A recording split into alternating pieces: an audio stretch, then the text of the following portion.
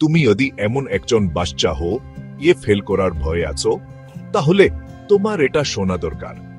তুমি যদি হাল ছেড়ে দেওয়ার কাছাকাছি এসে থাকো, তাহলে তোমার আরেকবার চেষ্টা করা দরকার। তুমি যদি প্রমাণ চাও শেষ চেষ্টা তোমার জীবন বদলে দিতে পারে, তাহলে শোনো, রুদ্র আঁকতে খুব ভালোবাসত, কিন্তু সে এখন বড় হলো, তখন সে সবকিছু শুনল। তুমি এটা করতে পারবে না, এটা তোমার কাজ নয়। ওর আত্মবিশ্বাস কমে গেল। এক রাতে সে সিদ্ধান্ত নিল সে আর আঁকবে না, সব গুছিয়ে রেখে দেবে। তার দাদু ওকে বসিয়ে জিজ্ঞেস করলেন, একটা বীজ যদি বলে আমি গাছ হতে পারবো না, তাহলে কি সেটা কখনো বড় হবে? রুদ্র মাথা নাড়ল। দাদু হাসলেন, তাহলে হাল ছেড়ে দিচ্ছ কেন?